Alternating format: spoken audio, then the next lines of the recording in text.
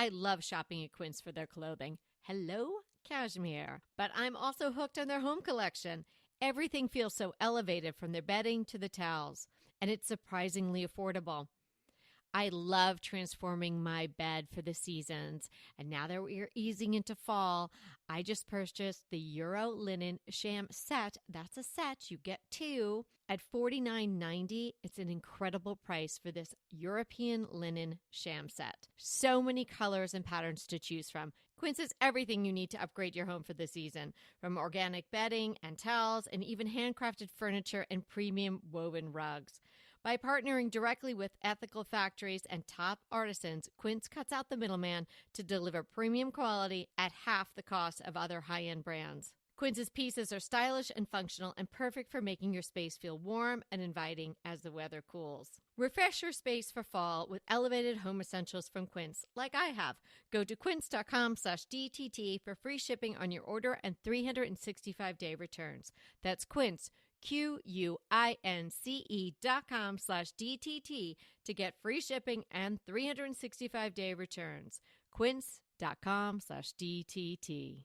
With so many options, why choose Arizona State University? For me, the only online option was ASU because of the quality. Their faculty was really involved with their students and care about your personal journey. The dedication to my personal development from my professors, that's been extremely valuable to me.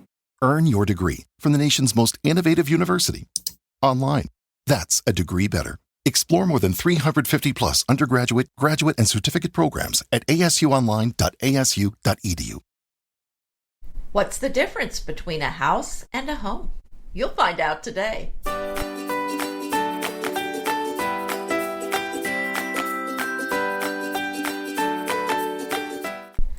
Hi, I'm Anita Joyce here with Kelly Welkness, and this is Decorating Tips and Tricks. Today we are talking about how to make a house a home. I think this really has a lot of value because I think there are a lot of people living in homes that may feel more like an Airbnb, and it may not feel very personal to you. Yeah. And if that's you, this episode is for you. It's really a problem. I think there's a lot of people living in a house and not a home. And when we say house, it's a loose term. It can be an apartment, a condo. And when we say house and use that term, we're using that as a broad sense. So if it's a condo, a townhome, an RV, or an actual standalone house, you need to create a space for yourself that is actually a home. And there is a big difference. I even looked up the two words, Anita, and a home is a place where one lives permanently, especially as a member of a family or a household. There is a sense of belonging, and house is a building for human habitation.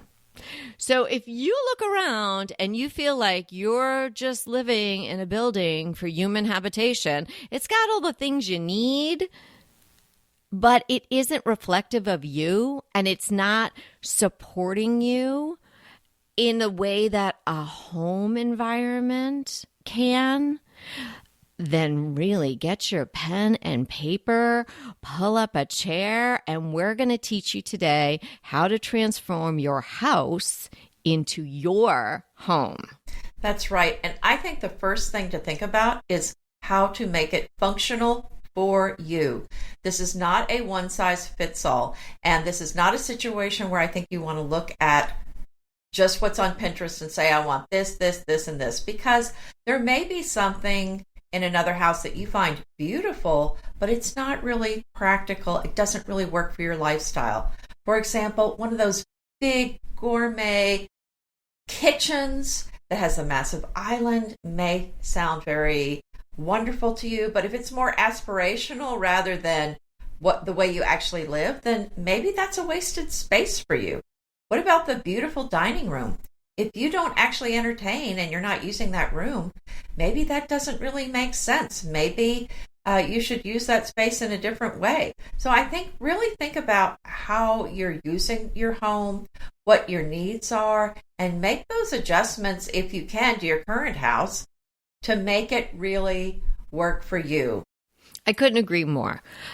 with my private clients, for my own home, and certainly with our consults, we lead with functionality. You know, we love the beautiful things and we want everyone to surround themselves with beauty. But if your home doesn't function for you, it's functioning for some person that created a Pinterest board that you are now following, or it's what your neighbor has and you thought you wanted it, that's not right for you. And that's not creating a home that's for you. That's maybe a house that you think you're going to sell. And that's a whole different kind of living situation. And that's not what we're talking about today. So definitely want to lead with the functionality. Questions we ask our consult clients is, well, who's living here? What do you like to do in this space? You know, what are your interests? Are you an avid cook? Would you prefer to be out in your garden? Are you a person who orders takeout? Do you have a big family watching the TV all together? Are you more of a reader? Do you have pets? We ask lots and lots of questions when we're starting a consult, so we know we're on the right track for that individual person, because to make it a home, it has to be individualized. And the next thing I would suggest is to add meaningful objects. And these don't have to be something like from your childhood. You don't have to have, for example, my mother-in-law saved Kevin's shoes from when they took a trip around the world. Did he walk around the world? She saved all his shoes from the trip around the world? She saved everything. I mean, there was a lot of stuff. Kevin walked. But, these shoes. I just said, can we just take a picture of them? He's like, yeah, well, I don't even, whatever. So he didn't care. Okay, I'm an only child, but Kevin is an only child. He's on a pedestal I can only aspire to. Oh, you have no idea. Yes, I was told that when he was born, he was so perfect that the mold was broken. Oh, well, I'm surprised they let him walk. They didn't just carry him around or have like Oompa Loompas and him in a chair. So my point is, it doesn't have to be that specific to you. For example, at Christmas time, one of the things that was on my wish list was a selection of Fortnum & Mason teas in these really pretty tea tins. All these individual teas like Darjeeling, Assam, and a few others. And I have them sitting out on some shelves in my kitchen. They look really pretty for one thing, but they also remind me of a recent trip to London. And I love tea. So it's just so fun having those sitting out. They just make me so happy. So that's what I mean about personalization. I have a painting that my Aunt Becky painted, and she passed away a long time ago. Every time I see it, it just makes me smile. It reminds me of her. And then I think of also, for example, we have an antique soup tureen that we got for our wedding. And I loved it the day I got it. And it's hand painted with these purple flowers. And, purple's my favorite color. So think of things that make you feel happy. And that's kind of what I think you ought to fill your home with. And, Evie loves pink. She loves the color pink. And she fought it for a while. Finally, she just said, you know what? I love pink. I'm going to have an apartment full of pink. It's going to be Barbie-core. But that's her. And she doesn't mind that it's past, the trend of the Barbie-core. She loves pink. It's meaningful to her. And I've never seen her more happy with where she lives. So that is a very specific personalization for her. Surround yourself with things that mean something to you, whether from your past, whether you're from your travels, maybe even something you aspire to do. Maybe you didn't get to go to that trip to London, but you can buy tea from Fortnum & Mason and it makes you think that maybe someday you'll get there. Whatever is important to you, but we say it and we say it and we say it. And in IRL, and, in our other consults, sometimes we don't see it happening. And we want it to happen for everyone. Maybe it's because the whole thing seems daunting to transform your house to a home. It can be a little tricky. And it also is exposing yourself. I'm kind of thinking about what you just said about Evie in the fact that she was kind of like, oh, I'm this age and I really shouldn't like pink anymore. But no, she really loves it. Well, it may be part of when I was telling her that snow globes were not decor. Oh, well, I didn't know about that part. But anyway, let's just stick with the pink for a second. You know, if she was feeling like, oh, I'm kind of exposing myself, right? I'm really showing my true self. Now we're getting really deep. I didn't even think about, you know, that we were going to go this deep on this. It's just, you know, our usual great tips. But really think about, are you holding back from displaying or surrounding yourself with things that are important to you and have meaning to you because you feel a little unsure or a little shy about really presenting to the world what you love and being bold in that? You know, Evie stepping into her pink and staying there and not going neutrals just because, you know, she's a certain age, or somebody said, okay, your pink clock has now run out. Now you must like a more grown-up color. Pink is a fabulous color. And I have met Evie on several occasions, and pink suits her. It does. She should love pink until she's 110. So think about that for yourselves. You use Evie as your inspiration and say, hey, is there something I put in the closet? Maybe something you painted yourself, or maybe something one of your kids made and you're like, oh, I can't put, frame kids art. Yes, you can, if it makes you feel good, right? And you love looking at it. It doesn't have to be a Rembrandt. So are you doing something? Are you picking things because they're on trend? Are you picking things because you see that at your neighbors' houses? We have all done this. I remember, and I may have even mentioned this a long time ago, when I first moved to California, I was like, okay, I really should have to have a different look. And I met some people that were really into mid-century modern. I really didn't buy anything that was mid-century modern, but I would go to their homes and it would look so cool. And that's really when mid-century modern was like, came on, seemingly out of the blue. It came back and all the cool people were doing it. So I just felt like I was one of the cool people. I would like it in their houses. And then I would think, oh, I should have that in my house. What I did do is give away things in my own home that I wish I hadn't, because I was going to go down the mid-century modern path. But then I said, I don't like that. And that's not me.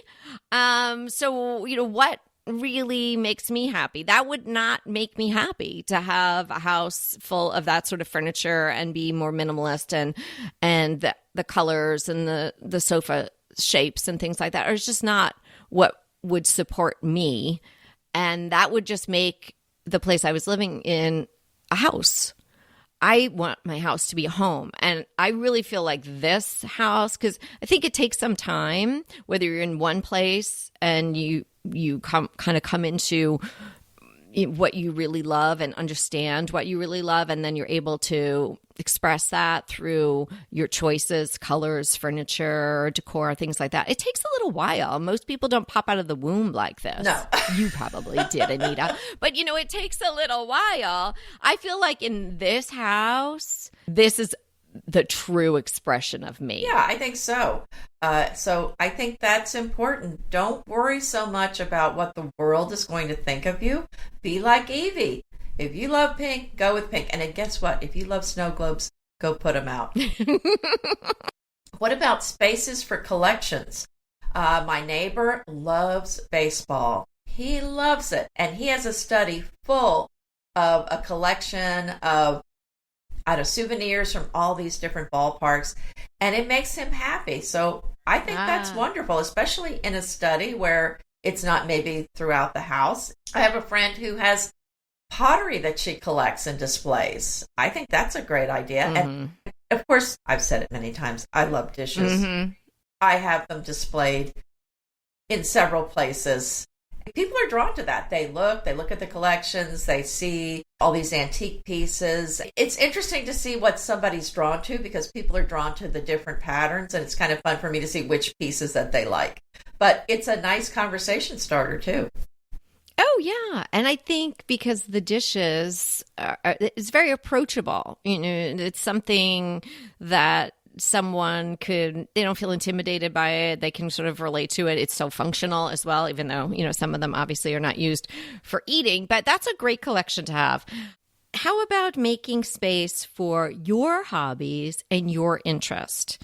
Maybe it's not something that you squirrel away, depending on what you're into, right? Depending how much space you have. But if you are really interested in creating something, whether it be art or writing or something that you could do at home, I'm not saying like archery inside or anything like that, but something that you could do inside, carve a spot for it. And whether it's a reading nook where you just love to settle in with a gorgeous book to go through, whether it's a design book or a novel or historical fiction, whatever you like to read, make a dedicated space for it. If you want to get crafty, try to carve out a spot where you can pursue that interest and not have to just put it away every time. So there's sometimes a spot in your house that's overlooked that might just be enough space that you can set something up where it's reflective of you and you're more likely to engage with that endeavor that makes you feel good. And when you're doing that in your house, it's beyond the actual even doing. It's how it's going to make you feel about the place that you're living. You're going to feel more like it's a home than a house if you're able to do the things you love within its walls. Anybody who's got a roof over their head is completely blessed, right? And you have a retreat from the world, and that's wonderful. But what's really, really rare is to have a home that you live in. So that's what we want you to have. That's right. We touched on this earlier, but I'm going to call it out specifically. Add your favorite colors. I mean, go back to when you were a kid. If you don't know what your favorite colors were, what were they when you were a child? Find a way to add those colors in your home. And I think that's going to make it very personalized. Now, with Evie, I mean, I'm not kidding. Pink toaster, pink mixer, pink kind of everything. So you don't have to go overboard like that. That's just her aesthetic. We're just going to call that her aesthetic now. And add it in a KitchenAid mixer. They come in every color under the sun. Go get a fun color of that. Or you can find a tablecloth in that color or some curtains. Add color into your home that's really something that you love. And I do remember this in the past when the reds came in. I really fought the red. I didn't want it because that wasn't my color. I preferred the blues and the lavenders. But I did it because that seemed to be the in thing. And then I had it in for a while. And then when that went out, I couldn't wait to get rid of the red because I never was really into it. So kind of be thinking about that. So as the colors change going forward, think about, is that a color that you're going to like? And if it's not, don't jump on that train. It's not going where you want to go. Yeah, that's interesting with the red in particular because I was over the moon when red was really hot because I always really loved red. It seemed like my love was then being reinforced by the universe, and you could get lots of things in red. And I had a red kitchen when we lived in our prior home, a deep sort of brick red, but it was great and it was perfect for that house.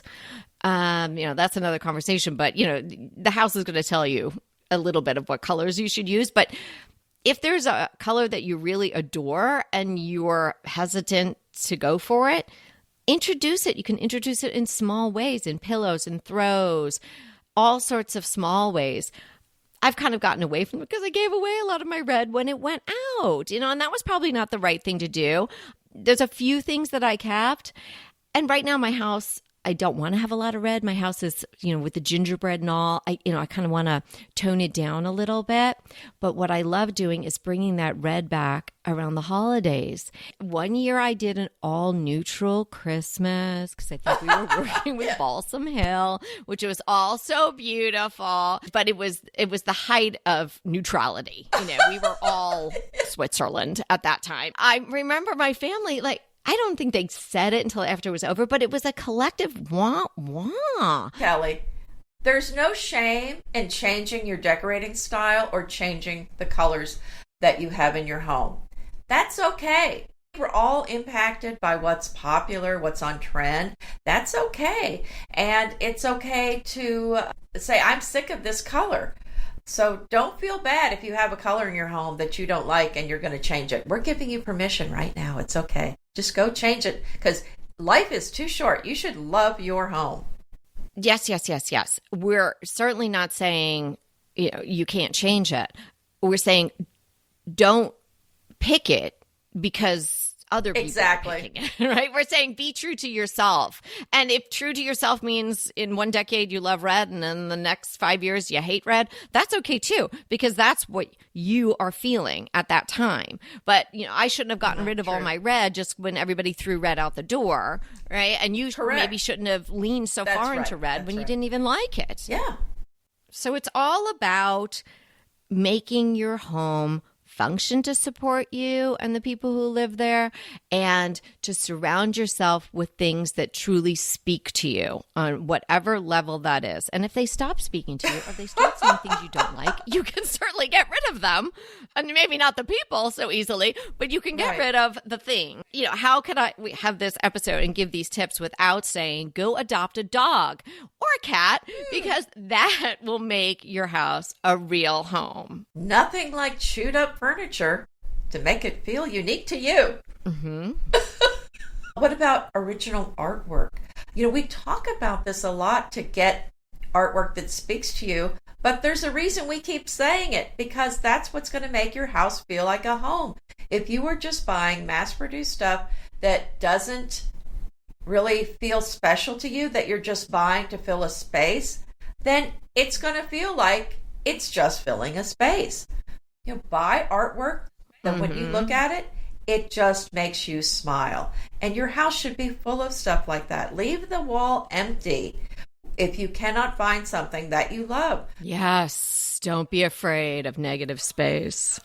Small indulgences that just make you feel good, particularly with the things that you come into contact with on a daily basis. If you're touching it and seeing it a lot, if it's adding some lovely scent to your home, if it's a bouquet of flowers, you got to go to the grocery store. You may as well treat yourself. I mean, if you've got a Trader Joe's, I'm sorry, if you have a Trader Joe's close by, if you're clipping some greens from your yard, make the effort. It just takes a few minutes, but it'll transform your space. What about books?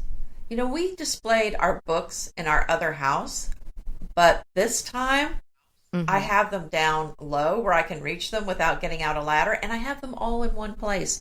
Whereas before I had them tucked in here, there, and everywhere. I have them all on one wall with some halves to bookcases upstairs, and I have them organized. I have a decorating section. I have a biblical research section. I have a cooking section, and then, other stuff. That's the way I have it laid out. And because I can just go up there, they're all in one place, they're all within reach. I am enjoying these books so much more than I ever did. Even though before I had them artfully displayed, and now they're just solid books. I don't have any decor on the shelves, but it feels more like a library, and I am going up there every couple days and getting a couple new books and bringing them down and enjoying them. That's great. I find that I'm engaging with my books more now that I'm always having a stack on the dining room table. When we talked about the dining room, the recent dining room episode that we did, and I talked to everyone about what I have on my table and how I got inspired by P. Allen Smith and all the stuff he had on his table, and not to make it look cluttered, but to decorate it. And books are always on there. So I have a stack. I just kind of rejiggered them around a little bit and brought one down that I hadn't looked at yet, one that I had already looked at. And of course, the spines have to look nice together. Well, I've done the same thing, but then the girls keep coming and then I keep putting them up. But yeah, and they're coming back. So that's the problem with that. But you just move it. You just move it over to the counter. Yeah. But if it's there, and like you're saying, Anita, they're all in one place. You know where you can go. They're accessible. They're easy to get to. You're not messing up some intricate vignette by pulling a book out. Then you're more likely to engage with them. And then hopefully you have a little reading area somewhere where you can sit down and flip through it, or someplace comfortable and you're sitting down and you've got some beautiful artwork that you love on the wall and you're surrounded by all the things that you really, really love. Yes. And I always think back to when Jackie Kennedy passed away and John Mm-hmm. came on the news, and he said that when she passed away, she was surrounded by the people that she loved and the books that she loved. And I always thought about that, what a sweet thought that was, to be surrounded by the people you love and the things that you love. When I was researching for this episode, this is somewhat unrelated, but I came up with a song, which is called Running for So Long, parentheses. So I guess like the subtitle is House, a Home. And it comes from this movie called The Peanut Butter Falcon. Did you ever hear of this movie? No. I haven't watched it yet, but it's got 95% on Rotten Tomatoes. It's all about kindness and empathy. The reviews were incredible. So anyway, I just tossed that out there. It's related, unrelated, tangential, and not a crush because I haven't tested it, but you might want to check it out. Oh, that sounds wonderful. Well, are you ready for DTT Defines? Yes, I am. Okay. We are going to talk about tea bags. I love tea bags. I engage with tea bags on a daily basis. Okay. I think everyone knows what they are. They're these tiny bags that hold a single serving of tea usually, and they're used to steep tea in hot water. But do you know that they were originally created by the American merchant Thomas Sullivan in 1908, and he had sent tea samples in silk bags to customers to try. He meant for them to actually remove the tea from the bag before they put the tea in the water, but the customers got a little confused about what they were supposed to do, so they put the whole tea bag in the hot water. No! They loved the convenience of the tea bag so much that he began to sell the tea in tea bags, and the rest, as far as that goes, is history, because now I think tea bags are much more popular than loose leaf tea. The thing to note about it is that they're not really made from silk anymore typically, but typically more nylon or paper. And if you're worried about your plastic intake, you might want to avoid the nylon and use the paper. But then you find out that the paper bags are sealed with polypropylene to maintain their shape and improve durability. So your paper tea bags are probably leaching microplastics into your tea. So just on a side note, if you want to avoid that, use loose leaf tea. Just use one of those strainers. I do it all the time. Not only are you going to avoid the microplastics, but you're going to end up with a much higher grade of tea. Because if you've ever opened the bag, a tea bag, and looked inside, it's just a bunch of fines. And you put that next to the loose leaf tea that you bought, it's night and day. It's like these full-size tea leaves of the loose leaf, and then the tea bags are just full of this tea dust, basically. So there you have it. Sorry to be the bearer of bad news. You know, I've thought about switching to loose tea. I mean, I do love tea, but I guess it's the convenience thing. It's not that big of a deal to do the loose tea, though. But I did do research on PG Tips, which is my British tea of choice. Oh, yes, I've got that too. Yes. Okay, and they're paper, and they supposedly don't use anything that has anything you wouldn't want holding your tea bag together. And they also don't have a string and a tab, right, they don't. because you don't really need that. Nice. Right? So they're just kind of individual little sachets. And then there's another company that I love that I get their tea from. It's a cream Earl Grey. It's phenomenal. And it's called the Art of Tea. They are a local company here in LA, and they supply a lot of restaurants as well, but you can buy individually or you can get a subscription. So I have a subscription to them. Box comes every month. They also proclaimed to be free of any of the things you shouldn't have in your tea bag. Well, there you go. There's a solution. So that's wonderful. Well, could be, but you never know. They could sneak a little something in there, right? Who knows? But what's your crush? Oh, my crush. Okay, so recently I went on an epic girls trip with my friends from college, and we went to Miami, and it was fabulous. And we were all like, oh, I love your pants. Oh, what are you using on your skin? My mascara stinks. What do you like? We did all the thing, covered all the bases and products and items. But these pair of pants that Amy had on, I was like, I need those pants. And they're from your favorite store, or one of your favorite stores, Anthro. They're fabulous. They literally arrived last night. I opened them this morning. They fit perfectly, and they are just really cool. There's a really cool pair of jeans, kind of wide leg, which is happening right now. They are the ADI, ADI mid-rise flare jean by Pilcrow at Anthropologie. Pilcrow is a brand within Anthropologie. So I didn't know about that. Amy filled me in on that. And they're made with regenerative cotton. So all good. You could probably make a tea bag out of that as well. And I am in love with them. My crush is a countertop ice maker that we just bought. And it has chewable ice. They're not called ice cubes. They're called ice nuggets. So they're very small. They dissolve very quickly. So they quickly cool off any drink that you put them in, but also they're chewable. Mm-hmm. So if you like that Sonic type ice, I think this is the way to go. And it only makes a small amount at a time, but it makes it super fast. Mm-hmm. I'm really shocked at, when I first plugged it in, 10 minutes later, it spit ice out. So, a little bit at a time, but I'm really enjoying it, and that is my go-to ice, especially if maybe I'm making a smoothie and I want to put ice in. This gets completely ground up, whereas if I use ice cubes, there's usually chunks of ice in there. So I'm really enjoying it. It's less than $200, and I'm going to include a link. So much fun today. Well, I hope we really gave you not only tips, but also, some counsel, I guess, on creating a home that really supports you and is reflective of you.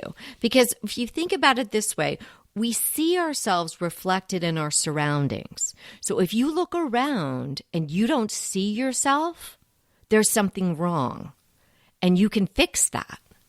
Thanks so much for hanging out with us today. And remember, we are here to inspire you to create a beautiful home. Until next time, fabulous, fun, wow, even better than I had hoped or expected. These are just a few of the words used to describe a DTT design consult. We've been doing consults for many years, and boy, are we good at it. And people are loving the results of the advice and suggestions that we make for them. It's so easy to schedule a consult with us. Just simply go to our website, decoratingtipsandtricks.com, and click consult. There you'll be led through the very simple process. And sooner than later, you, I, and Anita will be discussing your home in detail. So sign up for a consult today. Let us help you design and decorate the home that you want and deserve. Looking forward to talking to you soon.